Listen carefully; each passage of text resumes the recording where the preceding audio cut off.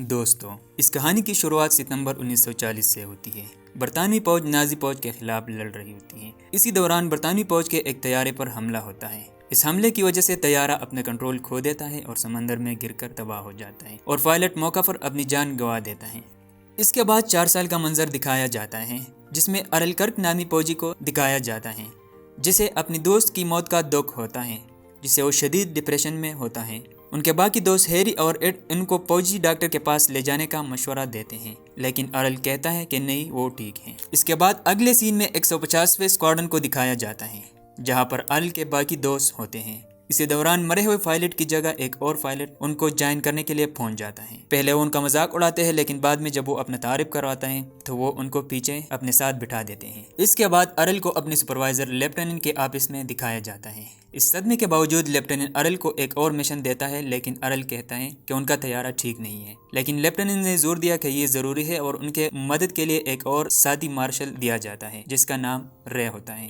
اگلے سین میں رات کو سپاہی معمول کا گپ شپ کرتے دکھائی دیے جاتے ہیں۔ ارل وہاں نہیں ہوتا، وہ اپنی بیوی کے پاس چلا جاتا ہے جس کا نام ڈیبرا ہے۔ وہ چاہتی ہے کہ ارل اس کے ساتھ رہیں اور ایک فیملی شروع کریں۔ وہ واک پر جاتے ہیں اور ارل اسے بتاتا ہے کہ اسے ایک اور مشن ملا ہے۔ یہ بات ڈیبرا کو پسند نہیں آتی۔ وہ ارل سے کہتی ہے کہ وہ اپنی لیفٹیننٹ والد سے کہہ کر یہ مشن کسی اور کو دے گی۔ ارل اسے کہتا ہے کہ یہ ٹھیک نہیں ہے اور اسے یہ کرنا ہے۔ ڈیبرا غصے میں اسے وہاں چھوڑ کر چلی جاتی ہے۔ اگلے سین میں لیفٹیننٹ مشن کے بارے میں بریفنگ دیتا ہے کہ پچھلے حملے کے باوجود تمام تر جرمن فیکٹریاں اب بھی فنکشنل ہیں اور جرمن کو فیول سپلائی کرتا ہے، اور ہمارا مشن ان فیکٹریوں کو اڑانا ہے اور جرمن پینرز کو روکنا ہے۔ ارل اپنی ٹیم کو جمع کرتا ہے اور ان کو بتاتا ہے کہ انہیں 1 منٹ میں روانہ ہونا ہے۔ ٹیم میں 5 جوان ہوتے ہیں جس میں نیا پائلٹ بھی شامل ہوتا ہے۔ وہ اپنی رواج کے مطابق جہاز کے ٹائروں پر پیشاب کرتے ہیں اور اڑان بھرتے ہیں۔ جیسے ہی وہ تھوڑی اونچائی پر جرمن ٹیریٹری میں پہنچ جاتے ہیں تو جرمن فوج کی طرف سے ان پر حملہ ہوتا ہے۔ ان کے ارد گرد بم پڑنے شروع ہو جاتے ہیں جس سے نیا پائلٹ سٹریس میں آتا ہے۔ ان کے باقی ساتھی ان کو پرسکون رہنے کا کہتے ہیں، لیکن اسی وقت نازی فوج نمودار ہوتی ہے اور ان پر گولیاں برسانا شروع کرتی ہیں۔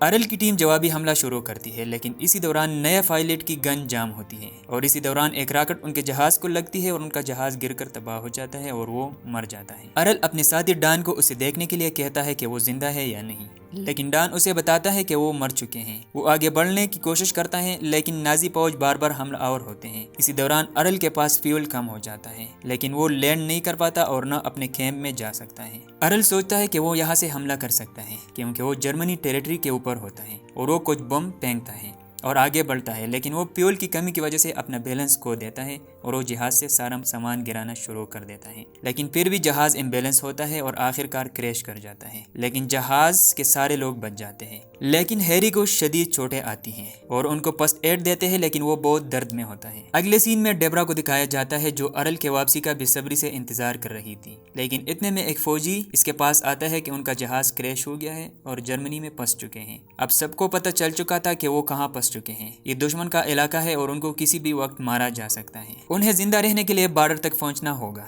جب وہ یہ باتیں کر رہے ہوتے ہیں تو انہیں جرمن ٹینک کی آواز سنائی دیتے ہیں اور وہ چھپ جاتے ہیں اور درد سے چیختے ہوئے ہیری کے منہ پر ہاتھ رکھ دیتے ہیں اور اپنا سفر جاری رکھتے ہیں۔ فوج کے گزرنے کے بعد جنگل میں کچھ دیر چلنے کے بعد انہیں ایک گھر دکھائی دیتا ہے۔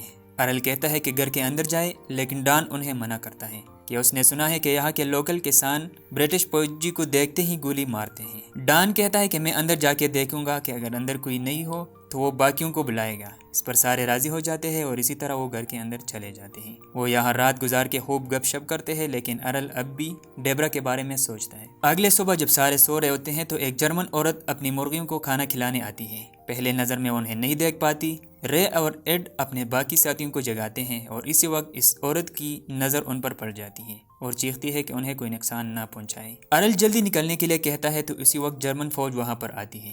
وہ سوچتے ہیں کہ دشمن زیادہ دور نہیں ہوگا۔ جرمن فوجی اس دروازے تک پہنچ جاتے ہیں۔ وہ اس عورت سے ان کے بارے میں پوچھتے ہیں، لیکن وہ کہتی ہے کہ انہیں اس بارے میں کچھ نہیں معلوم۔ جرمن فوجی گھر کے اندر گھس جاتے ہیں اور لگی آگ کو دیکھتے ہیں۔ انہیں پتہ چلتا ہے کہ یہ عورت جھوٹ بول رہی ہے اور ان میں سے ایک ان کو مارنا شروع کر دیتا ہے۔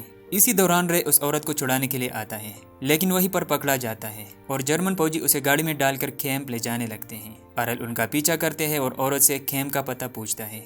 وہ عورت اسے راستہ بتاتی ہے اور وہ نکل جاتا ہے۔ اگلے سین میں دکھایا جاتا ہے کہ جب جرمن فوجی کیمپ کی طرف بڑھ رہے ہوتے ہیں، ان کے راستے میں ایڈ ایسا پڑا ہوتا ہے جیسے وہ مر چکا ہو۔ ان کو دیکھنے کے لیے جرمن فوجی گاڑی سے باہر اتر آتے ہیں۔ ارل ان پر پیچھے سے بندوق تھان لیتا ہے اور ارل رے کو گاڑی سے باہر نکلنے کا کہتا ہے۔ جب جرمن ارل کو مارنے کی کوشش کرتا ہے، ارل ان کو مارتا ہے۔ جرمن اور ان کے درمیان فائرنگ شروع ہوتی ہے اور وقت دیکھتے ہی جنگل میں چھپ جاتے ہیں۔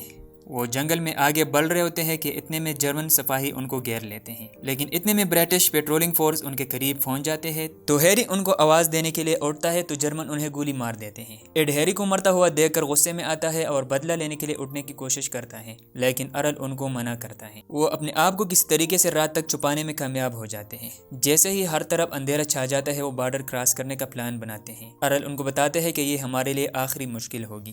اگلے صبح سیف زون کی طرف بڑھ رہے ہوتے ہیں کہ جرمن ان پر حملہ کر دیتے ہیں اور وہ ڈان کو مار گراتے ہیں۔